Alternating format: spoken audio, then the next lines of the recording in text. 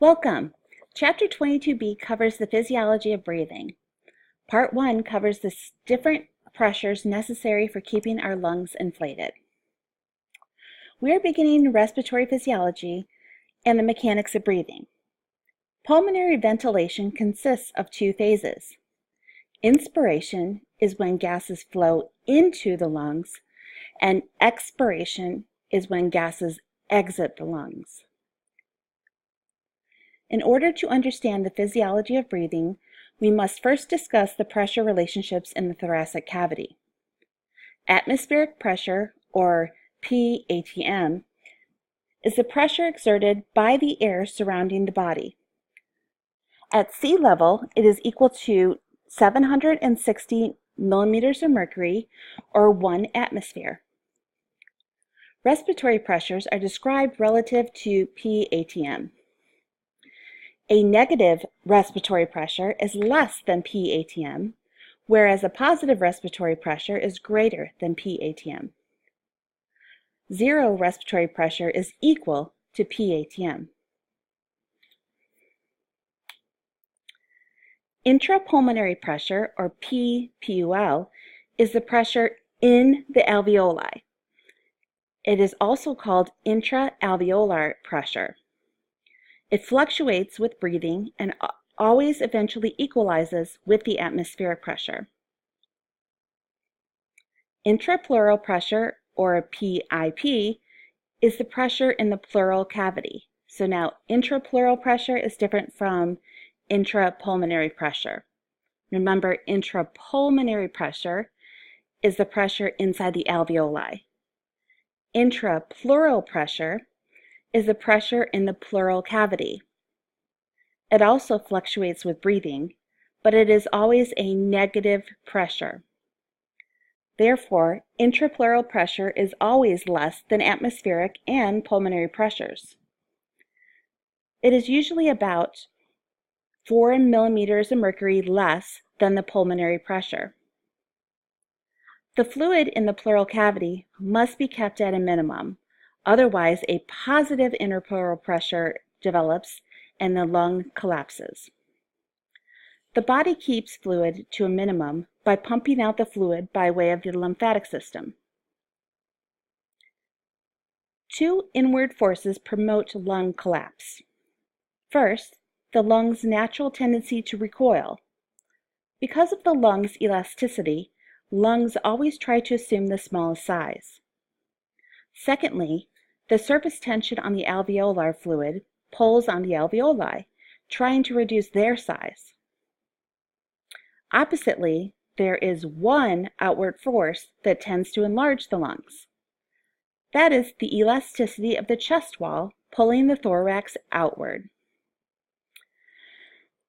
The negative intrapleural pressure is affected by these opposing forces, but is maintained by strong adhesive force between the parietal and viscera pleurae. Transpulmonary pressure is the pressure that keeps the lung spaces open and prevents lung collapse. Transpulmonary pressure is equal to intrapulmonary pressure, remember this is the pressure keeping the alveoli open, minus intrapleural pressure, which is the negative pressure in the pleural cavity. The greater the transpulmonary pressure, the larger the lungs will be. Lungs will collapse if the intrapleural pressure equals the intrapulmonary pressure, or atmospheric pressure. A negative intrapleural pressure must be maintained to keep the lungs inflated. Figure 22.13 illustrates the different pressures present in the thoracic cavity. First, there is atmospheric pressure. This is the pressure outside of the body. Inside the alveoli are the intrapulmonary pressure. So inside the lung is the intrapulmonary pressure. We also see a negative intrapleural pressure inside the pleural cavity. So here it's negative 4 millimeters of mercury in the pleural cavity. The transpulmonary pressure is the difference between the intrapulmonary minus the intrapleural. So 0 minus a negative 4 equals positive 4. So here, the transpulmonary pressure is 4 millimeters of mercury. Remember, the greater the transpulmonary pressure, the more open the lungs are. So here the lungs are open and not collapsed. The term atelectasis means lung collapse. This can be due to plugged bronchioles, which cause alveoli collapse, or a pneumothorax, which is air in the pleural cavity. A pneumothorax can occur from a wound in a parietal pleura or the rupture of a visceral pleura. It is treated by removing the air with chest tubes. When the pleurae heal, the lungs reinflate. Figure 22.14 shows a pneumothorax. In the upper left, we see a picture of the parietal pleura wounded by a knife wound. Okay. On the upper right, we see a ruptured visceral pleura, which is often spontaneous. Now, normally, there is a negative 4 millimeters of mercury intrapleural pressure. However, after either injury, we see the intrapleural pressure decrease to 0. So, here and here. This is the same as the atmospheric pressure. So this results in a pneumothorax and atelectasis. So we go down to here. It goes down to 0, and we have atelectasis. All right, pulmonary ventilation includes both inspiration and expiration. Pulmonary ventilation is a mechanical process that depends on volume changes in a thoracic cavity.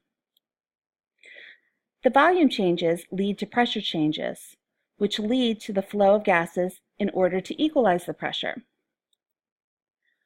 Boyle's law is the relationship between pressure and volume of a gas. What it says is that a gas will always fill a container that it is in. If the amount of the gas is the same and the container size is reduced, the pressure will increase. Therefore, pressure varies inversely with volume. And mathematically, it's written P1 V1, so pressure 1, volume 1, is equal to pressure 2, volume 2.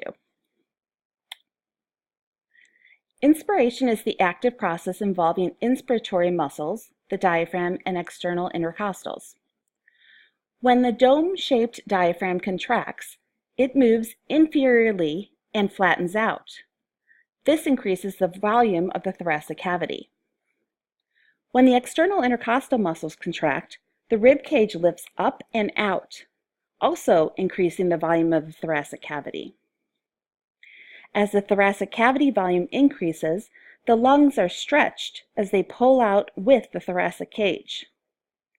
This causes the intrapulmonary pressure to drop by 1 millimeter of mercury, making it less than atmospheric pressure. This is because the size of the lung increases, so the pressure decreases. Because the intrapulmonary pressure is less, air flows into the lungs, down the pressure gradient, until the pressure in the alveoli is equal to the atmospheric pressure. During the same time, the intrapleural pressure decreases to about 6 millimeters of mercury less than atmospheric pressure. Forced or deep inspirations can occur during vigorous exercise or in people with COPD. In a forced or deep inspiration, accessory muscles are used to further increase the thoracic cage size, creating a larger pressure gradient so more air is drawn in. Figure 22.15 illustrates the changes in thoracic volume during inspiration. First, inspiratory muscles contract, the diaphragm descends, and the rib cage rises. This causes the thoracic volume to increase. The lungs are stretched, and intrapulmonary volume also increases, causing the intrapulmonary pressure to decrease by 1 millimeter of mercury. This pressure differential causes air to flow into the lungs until the pressure gradient is equal to 0. Quiet expiration is normally a passive process. The inspiratory muscles relax, the thoracic cavity volume decreases, and the lungs recoil. The decreased volume causes an increase in intrapulmonary pressure by 1 millimeter of mercury.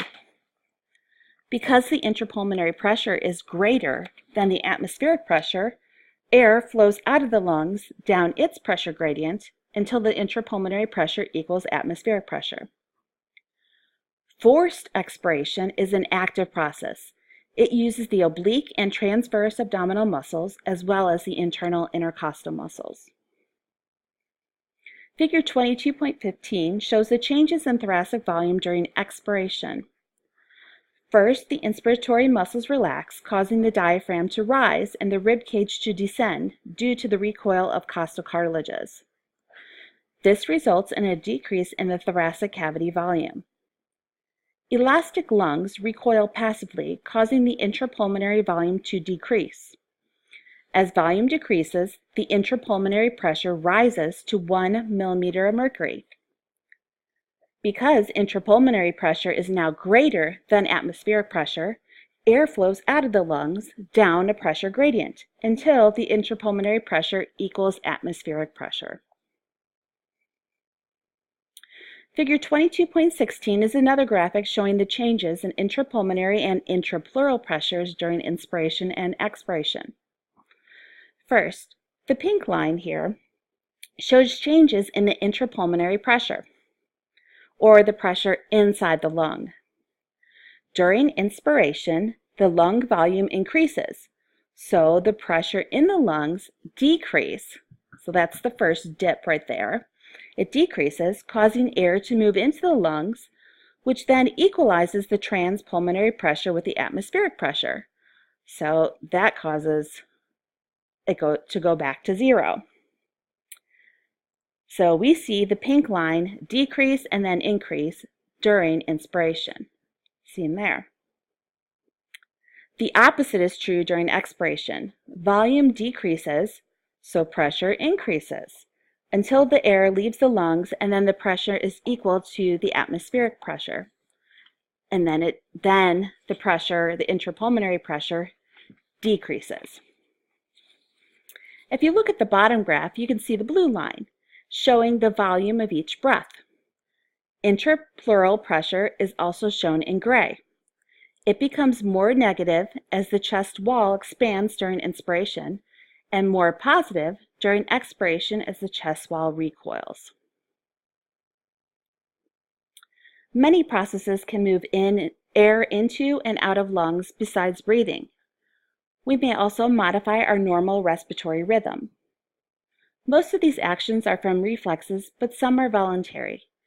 For example, coughing, sneezing, crying, laughing, hiccups, and yawns all are non-respiratory movements that cause the air to go in and out of your lungs.